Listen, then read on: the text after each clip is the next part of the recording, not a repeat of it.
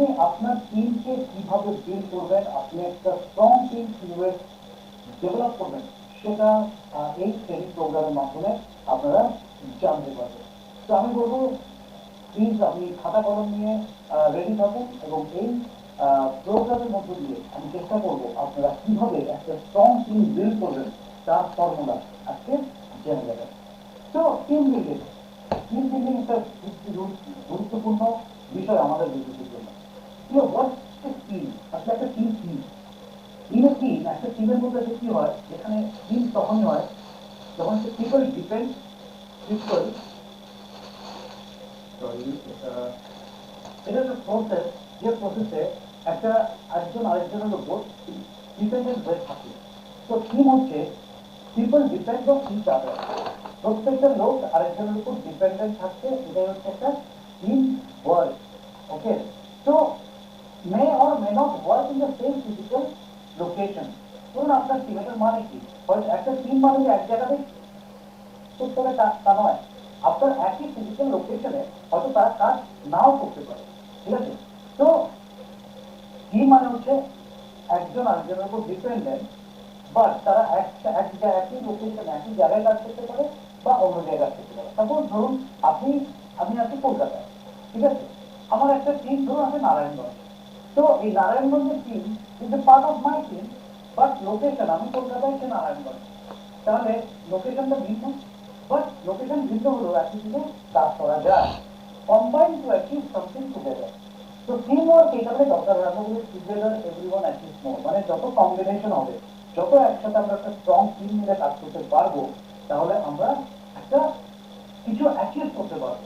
তো এখানে হচ্ছে টিম ওয়ার্কের সবচেয়ে গুরুত্ব। তো টিম বিল্ডিং এর একটা process, the process of working with a team to clarify its task and how team members can work together to achieve it.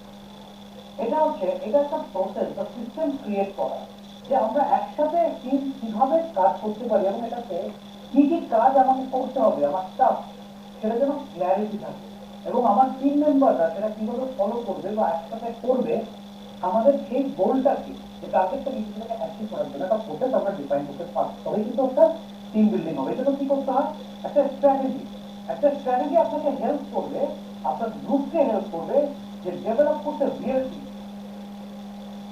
তো যদি একটা স্ট্র্যাটেজি আমাকে হেল্প করে to develop a group into a real team, তাহলে হচ্ছে team building হবে। দেখুন আমরা অনেকেই টিমের মধ্যে থাকি, কিন্তু আসলে আমরা টিম ওয়ার্ক কি করি না। আমাদের কি একটা কমন গোল আমরা টিম হিসেবে রেডি করতে পেরেছি? যদি আপনি রেডি করে না ফেলতে পারেন, তাহলে টিম বিল্ডিংটা কিন্তু আপনি প্রপারলি করতে পারছেন না। তো এই জায়গাটা কিন্তু আপনাকে মাথায় রাখতে হবে।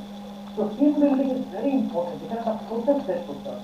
সাপোজ ধরুন আমরা একটা টার্গেট দিলাম যে আমার টিমে টোটাল অন্তত 100 জন ব্যক্তিকে আমি এই লটারির মধ্যে 10 তারিখের মধ্যে ফিলিং করাবো, যাতে আমার টিমের লোকের 100 জন বা 200 জন লোক বা 300 জন লোক এখানে পার্টিসিপেট করতে পারে। তো এটাকে আপনি একা পারবেন? একা পারবেন না। তো আপনি কি করবেন, আমি একটা এক্সাম্পল সহজ করি, একটা প্রসেস করি, যে আমার কাজ হচ্ছে যে আমি প্রতিদিন আমার টিমের 6 জন লিডারকে মনিটর করবো বা 10 জন লিডারকে মনিটর করবো, বা আমার টিম 25 কে আমি মনিটর করবো, আমি সেই 25 কে বলবো তোমরা তোমাদের টিম 25 কে এই বিলিংটা কমপ্লিট করা। তো আপনি ভাবুন 25 জন ব্যক্তি, যদি তাদের 25 জন ব্যক্তিকে এই লটারিতে বিলিং করায়, তাহলে আপনি জাস্ট ইমাজিন করুন কত বিলিং হতে পারে। 25 ইন্টু 25, হিউজ নাম্বার, 1000-এরও বেশি লোকের বিলিং কমপ্লিট হয়ে যেতে পারে। তো it is the team work. তো আমাদের গোল, একটা টিমের যদি গোল আমরা লক্ষ্য নিই, যে তার টিম ছোট, যে আপনার টিমে মাত্র 20 জন লোক আছে, তো আপনি তাদের কিন্তু 20 জনকে করাবেন বা 10 জনকে করাবেন, that is also team work. তো আপনাকে আপনার টিম সাইজ অনুযায়ী আপনার টিমের মধ্যে রিয়েল মেম্বার যারা আছে, যারা এক্সাইটেড আছে, তাদের সঙ্গে একটা মিটিং করে ফেলা উচিত যে তোমার দায়িত্ব হচ্ছে তুমি 10 জনকে এই অফারের মধ্যে এক্সারসাইজ থেকে বিজনেস করা। এরকম ভাবে আপনি 10 জনকে দায়িত্ব দিন বা 15 জনকে দায়িত্ব দিন, যতজন আপনার কোর মেম্বার, এখনো যদি আপনার টিম 25 না হয়ে গেছে, যদি আপনার টিম 5 হয়, টিম 10 হয়, টিম 15 হয়, যারা আপনার কোর মেম্বার আছে, তাদের কাজ হবে অন্তত 10 জন ব্যক্তি বা 15 জন ব্যক্তিকে এই লটারির অফারের মধ্যে নিয়ে আসা, যাতে এই লটারির মধ্যে আপনি নিয়ে আসেন, যাতে ম্যাক্সিমাম বিজনেস আপনি 10 তারিখের মধ্যে কমপ্লিট করতে পারেন। যেখানে বলেছিলাম যে জুলাই মাসে আমরা যে বিজনেস করেছি সেই বিজনেসটা যেন আমরা কমপ্লিট করে ফেলতে পারি এই 10 তারিখের মধ্যে। খামাখা অফার, এতগুলো অফার, ডাবল টিভি থেকে শুরু করে সবকিছু নিয়ে আমরা যেন কমপ্লিট করতে পারি। তো এটা হচ্ছে একটা টিমের এত বড় একটা স্ট্রং টিম বিল্ডিং। ওকে, তো দেন নেক্সট যদি আমি বলি যে পদ্ধতি আছে কি অ্যাকশনস এন্ড টিম বিল্ডিং। যদি টিম বিল্ডিং এর আমার কি অ্যাকশন কি হবে, setting and maintaining the teams objectives and standard. যে আপনার টিমের অবজেক্টিভটা, যে একটা একটা টিমের একটা অবজেক্টিভ থাকতে হবে যে আমার স্পন্সরিং, আমি আমার টিমের গ্রোথ কত পার্সেন্ট করবো, টার্ন ওভার গ্রোথ হতো 10% বা 15% বা 20%, আপনার বা 30%, এরকম যা আপনি বিজনেস গ্রো করবেন সেটাতে আমি কি টাইম কত বড়, আমি কত স্পন্সরিং টার্গেট নিচ্ছি, আমি কতগুলো সিএনসি করবো আমার টিমের মধ্যে, আমি কতজন আমার টিম মেম্বারকে রিপারচেজ অফারে ডেভেলপ করবো, কতজন কনজিউমার ডেভেলপ করবো, কতগুলো স্পন্সরিং নিউ জয়েনিং আমার টিমের মধ্যে আছে, কতগুলো আমি নিউ ব্রোঞ্জ ডিরেক্টর ক্রিয়েট করবো, কতজন আমার টিমের মেম্বার থাকবে যাদেরকে আমি লেভেল চেঞ্জ করাবো না। তো দেয়ার আর লটস অফ প্যারামিটার যেগুলো একটা টিম হিসেবে আপনাকে দায়িত্ব নিতে হবে, ঠিক আছে, এবং সেটা টিমের মধ্যে বলতে হবে যে এবার এ মাসে আমরা ওয়ার্ক করছি তোমার ব্রোঞ্জ ডিরেক্টরশিপের জন্য, তোমার গোল্ড ডিরেক্টরশিপের জন্য বা তোমার স্টার ডিরেক্টরশিপের জন্য।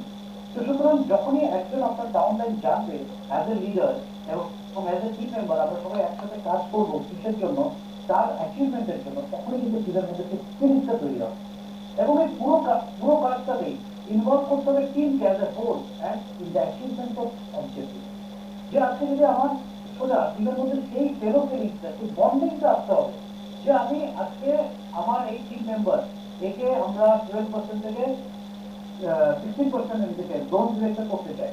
তো সুতরাং এর নিচে যে 30 জনের টিম মেম্বার আছে আপনাদের কন্ট্রিবিউট করতে হবে, আপনাদের প্রত্যেককে এই বিজনেসটা ডেভেলপ করতে হবে। যে মিনিমাম আমরা যদি, যেটা আমি আপনাদেরকে অঙ্ক করে দেখিয়েছিলাম আমার ওয়ার্কশপে বা বিভিন্ন জায়গায়, যেটা আমি বলি যে আপনার টিম 25, আপনি এবং আপনার 6টা লেগে 4জন করে ব্যক্তি, যদি 24 জন ব্যক্তি এবং আপনি নিজে প্রত্যেকে 300 কেজি করে করেন, তাহলে 7,000 7,500 টাকা আর 7,500 ভলিউম পয়েন্ট 7,500 কেজি আপনি জেনারেট করতে পারেন। এবং 7,500 বিজনেস ভলিউম জেনারেট করার মানে আপনার কাছে যে ইনকামটা আসবে সেটা অ্যারাউন্ড 61 to 69,000 টাকা বাংলাদেশ কারেন্সি। সেম বিজনেসটা যদি আপনি ইন্ডিয়াতে করেন আপনার কাছে প্রায় 25 থেকে 27,000 এর চেক জেনারেট হবে।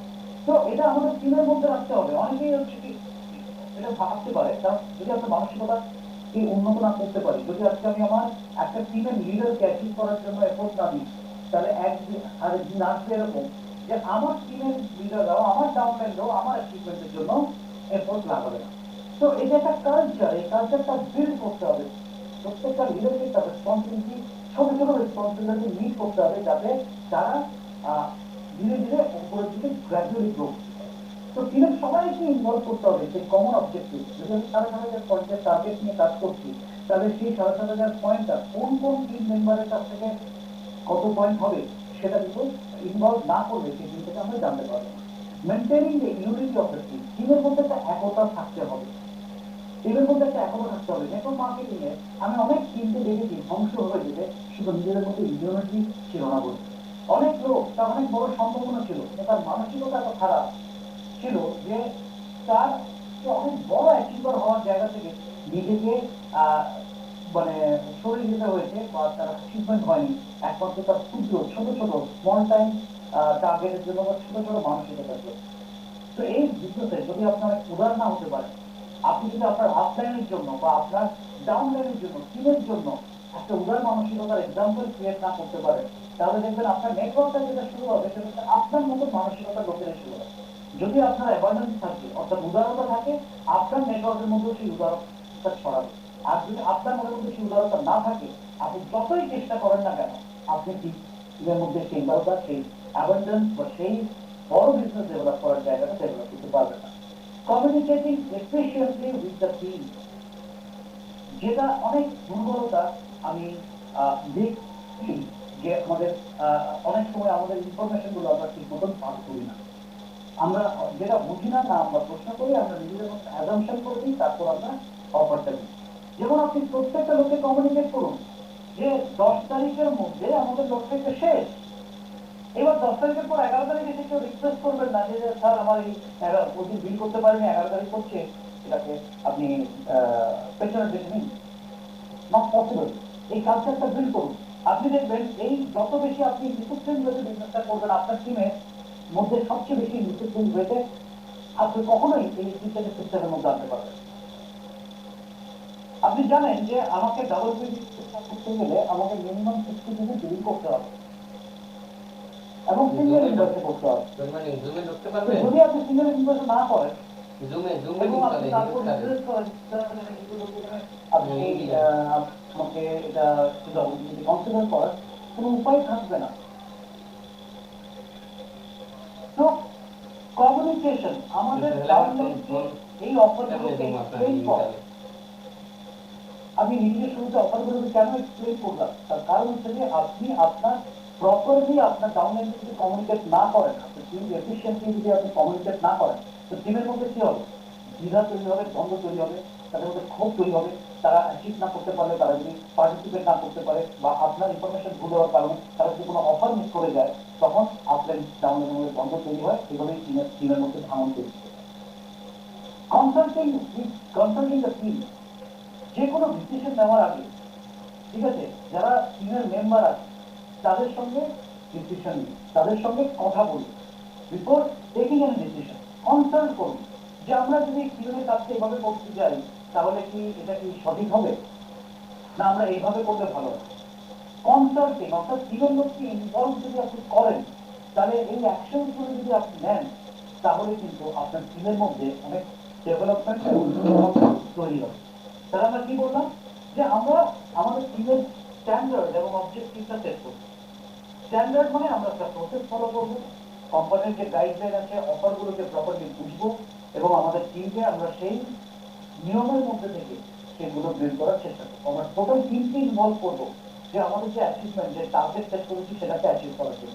আমাদের মধ্যে ইউনিটি আনতে হবে, আমাদেরকে কমিউনিকেট করতে হবে এফিশিয়েন্টলি, প্রপারলি, যাতে কোনো মিসকমিউনিকেশন না থাকে। বারবার তাদেরকে বোঝান এবং কনসাল্ট করুন টিমের সঙ্গে যে কোনো কিছু স্ট্র্যাটেজি, কোনো একটা অ্যাক্টিভিটি, কোনো কিছু প্ল্যান করতে যাচ্ছেন, আপনার যে কোর টিম মেম্বার আছে তাদের সঙ্গে ডিসকাস করুন। যেমন আপনারা জানেন যে আমার দুটো কোর টিম মেম্বার আছে, দুটো টিমে। তো আমি আলাদা আলাদা করে তাদের সঙ্গে মিটিং কেন করি? টু আন্ডারস্ট্যান্ড দেয়ার নিড, তাদের কি করার প্রয়োজন, তাদের সাথে কিভাবে ডেভেলপ, তাদের বিজনেস কি করে ডেভেলপ হবে। আমাদের মেইন মিশন হচ্ছে যে যত কোর টিম মেম্বার আছেন তাদের প্রত্যেকের এলওবি, অন্তত একটা লাইন এলওবি ডেভেলপ করা, যাদের একটা আছে তাদের দুটো লাইন ডেভেলপ করা, যাদের দুটো আছে তাদের তিনটে লাইন ডেভেলপ করা। তো যত বেশি আমরা লোকের স্ট্রং বিজনেস ফাউন্ডেশন বিল্ড করতে পারবো, তত বেশি আমরা কি করতে পারবো? Business team, strong team build করতে পারবো। তো এরপর যেটা আছে সেটা হচ্ছে স্টেজেস অফ টিম গ্রোথ। প্রত্যেকটা টিমের গ্রোথের কিন্তু একটা স্টেজ আছে, সেটা কিন্তু আপনাকে মানতে হবে। প্রথম স্টেজ কি? সেটা হচ্ছে ফর্মিং স্টেজ। যখন টিমটাকে আপনি ফর্ম করছেন, গঠন করছেন, সেখানে যখন টিম গঠন করছেন, তখন আপনার টিমকে একটা ক্লিয়ার ডিরেকশন আপনার দিতে হবে যে আমার টিমের যেটা যাতে এস্টাবলিশ হয়, আপনার টিমের পারপাসটা কি, আপনার টিমের গোল কি, এই জায়গাটা ক্লিয়ার ডিরেকশন দিতে হবে। যে আমি টিম ফর্ম করছি, আমাদের এখন মেইন গোল, সাপোজ আমি এক্সাম্পল দিয়ে বলি, আমাদের টিমের পারপাস হচ্ছে যে আমাদের নতুন শুরু করেছি, আমরা নেক্সট 30 ডেজের মধ্যে 100 জনের টিম বিল্ড করবো। দ্যাট ইজ এ গোল। একটা গোল সেট করলাম, 100 পিপলের গোল আমরা সেট করলাম 3 মাসের মধ্যে, যে আমরা 100 লোকের একটা নেটওয়ার্ক বিল্ড করবো। বা আমরা একটা গোল ঠিক করলাম যে 90 ডেজের মধ্যে আমরা আমাদের টিম থেকে কিছু না হলো 10 জন ব্রোঞ্জ ডিরেক্টর ক্রিয়েট করবো, ব্রোঞ্জের অ্যাওয়ার্ড ক্রিয়েট করবো। তো আপনি ফর্ম করুন, একটা টিমকে ফর্ম করুন ক্লিয়ার ডিরেকশন, ঠিক আছে, যে আমাদের টিমের পারপাস কি। আমরা এত কনজিউমার ডেভেলপ করবো, আমরা প্রত্যেকে এত ইউজার তৈরি করবো। এই বিজনেসে আমরা বলি দুটো কাজ, একটা হচ্ছে ইউজ করা, ইউজ দ্য প্রোডাক্ট এবং শেয়ার দ্য প্রোডাক্ট। তো আমরা এটা আমাদের একটা পারপাস হতে পারে, আমাদের গোল সেট হতে পারে যে আমরা কতজনকে, কত কাস্টমারকে ডেভেলপ করতে পারছি, কত কাস্টমারের কাছে আমাদের প্রোডাক্ট পৌঁছে দিতে পারছি। তো এই ধরনের অ্যাক্টিভিটি, এগুলোকে, এটা হচ্ছে ফর্মিং স্টেজ যখন আপনি বিজনেসটাকে শুরু করছেন। Second stage is storming stage, অর্থাৎ strong and hands on leadership to keep people talking and task focus. অর্থাৎ স্ট্রং মানে আমরা ঝড় তুলতে হবে। স্টর্ম মানে কি? ঝড়। মানে আমরা আমাদের একটা স্ট্রং লিডারশিপ দিয়ে আমরা হ্যান্ডস অন আমাদের ডিস্ট্রিবিউটরের সাথে কাজ করবো, আমাদের মেম্বারদের সঙ্গে কাজ করবো এবং তাদেরকে to keep people talking and task focus, যে তাকে যে কাজটা দেওয়া হয়েছে সেই কাজটা যেন কমপ্লিটলি ফোকাস করে সে ট্রেন্ড আপ হয়, সে বিজনেসটা ডেভেলপ হয়, সেই ব্যাপারে আমরা কাজ করবো। দেন স্টেজ নাম্বার 3, এটা হচ্ছে নর্মিং। নর্মিং, এবার আমার কাছে কি আমার ইনফরমেশন হয়ে গেছে, আমার টিমের মধ্যে স্ট্রং লিডারশিপ চলে এসেছে, স্ট্রং লিডারশিপ চলে এসেছে, বিজনেস হচ্ছে। এবার আমাকে যেটা করতে হবে কোড অফ বিহেভিয়ার সেট করতে হবে। যদি আমি আমার টিমের বিহেভিয়ার কিরকম হবে, বিহেভিয়ার ইন দ্য সেন্স তারা রেগুলার প্রোডাক্ট ইউজ করছে কিনা, তারা রেগুলার স্পন্সরিং করছে কিনা, তারা 6x6 স্ট্রাকচার 6টা ফ্রন্টলাইন অ্যাক্টিভ ফ্রন্টলাইন 6টার জন্য কাজ করছে কিনা, তারা রাইট স্ট্রাকচারে কাজ করছে কিনা, তারা 100 পিএলসি কমপ্লিট করছে কিনা, তারা তাদের মধ্যে রিপারচেজ করাচ্ছে কিনা, প্রায় 60-70% ডিস্ট্রিবিউটরকে করাতে পারছে কিনা। তো এইগুলো হচ্ছে একটা বিহেভিয়ার, কমন বিহেভিয়ার। তারা রেগুলারলি ট্রেনিং মিটিং অ্যাটেন্ড করছে কিনা, তারা নিজেদেরকে ডেভেলপ করছে কিনা, তারা জুম মিটিং গুলো অ্যাটেন্ড করছে কিনা, তো তারা সিএলসি গুলো অ্যাটেন্ড করছে কিনা, তারা স্পিকার হওয়ার চেষ্টা তৈরি করছে কিনা। এখানে কি জায়গাগুলোকে তখন আপনাকে কোড অফ বিহেভিয়ার সেট করতে হবে অ্যান্ড আইডেন্টিফিয়েবল গ্রুপ কালচার ইমার্জেন্স, মানে একটা কালচার বিল্ড হয়ে যেতে হবে। এই গ্রুপটা আসলে যেমন কাজ দেখে যেন বোঝা যায় যে একটা কালচার বিল্ড করে ফেলেছে। People began to enjoy each other's company and appreciate each other's contribution, এবং এই জায়গাটাতে কি হবে প্রত্যেকটা লোককে যেন অ্যাপ্রিসিয়েট করে, প্রত্যেকটা লোককে দেখে যেন অ্যাপ্রিসিয়েট করে এবং তাদের কন্ট্রিবিউশন করছে সেটার জন্য অ্যাপ্রিসিয়েট করে, প্রত্যেককে যেন তারা প্রশংসা করে। এটা একটা কালচার বিল্ড করতে হবে, এই কালচারটা বিল্ড করতে হবে, সবাই যেন অ্যাপ্রিসিয়েট করে, কেউ যেন কোনো নেগেটিভ কথা না বলে। একদম নিয়ম যে কোনো নেগেটিভ টক চলবে না, কোনো আমার বিজনেসের জন্য ক্ষতিকারক এমন কোনো ইনফরমেশন, এমন কোনো কথা বার্তা বলা যাবে না। এই ধরনের নন কালচার বিল্ড করে ফেলা দরকার, তাহলে আপনি স্ট্রং টিম বিল্ড করতে পারবেন। যেটা আমি সত্যি কথা বলতে দেখি, একটা গ্রুপকে দেখে আমি খুব প্রাউড ফিল করি, যদিও অনেক গ্রুপই আছে, কিন্তু আমি একটা গ্রুপকে দেখি, সেটা হচ্ছে মহিউদ্দিন ভাইয়ের গ্রুপ, যারা হিউজ ইভেন্ট করে, ইভেন্টের পাশাপাশি প্রত্যেকটা লোক খুব পজিটিভ, কখনো কোনো কমপ্লেন, কখনো কোনো তারা ডিমান্ড নিয়ে আসে না, এটা হলে খুব ভালো হতো, ওটা হলে খুব ভালো হতো, একটা দারুণ টিমের কালচার বিল্ড করতে পেরেছে সেগুলো তো মহিউদ্দিন ভাই। তো স্টেজ নাম্বার 4, এটা হচ্ছে পারফর্মিং। পারফরমেন্স অর্থাৎ আপনার রেজাল্ট ওরিয়েন্টেড, আপনি পারফর্ম করছেন, আপনি এখানে রেজাল্ট দেখাচ্ছেন। যেখানে এটা এমন একটা জায়গা যেখানে achieve result easily and enjoy.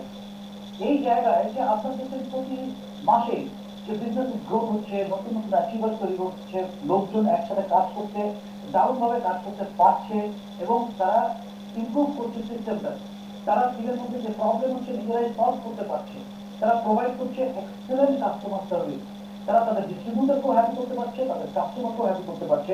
এটা হচ্ছে সব পারফরমেন্স অ্যান্ড জার্নি।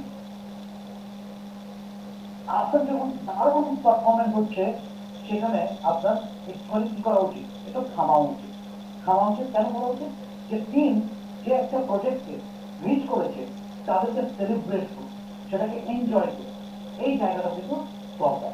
এবার আপনি আপনার ধরুন আপনার কিন্তু 6টা লেগ আছে, কোনো লেগ হবে যেটা ফর্মিং স্টেজ আছে, কোনো লেগ আছে হয়তো আপনার স্ট্রমিং, খুব স্ট্রং লিডারশিপ তৈরি হচ্ছে, কোনো একটা টিম আছে যেটা নর্মিং অর্থাৎ যে অলরেডি লিডারশিপ ডেভেলপ হয়ে গেছে, মানে কালচার বিল্ড করা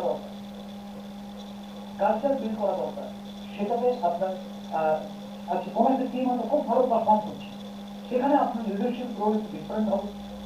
সেখানে আপনি জানেন যে যত বড় টিম হবে তত কিন্তু বিভিন্ন ধরনের প্রবলেম বা চ্যালেঞ্জেস আপনার কাছে আসবে, কিন্তু সেগুলোকে আপনাকে সলভ করার ক্যাপাসিটি রাখতে হবে এবং যা কিছু অ্যাচিভ করবে সেই অ্যাচিভমেন্টের উপর এনজয়মেন্ট করা উচিত, যেটা আমরা আমাদের চ্যাম্পিয়ন্সদের মাধ্যমে করছি বা আমাদের পিএনপি থেকে আমাদের সেলিব্রেট করার মাধ্যমে করছি, সেটাও ছোট ছোট আকারে নিজের টিমের মতো করাটা খুব জরুরি।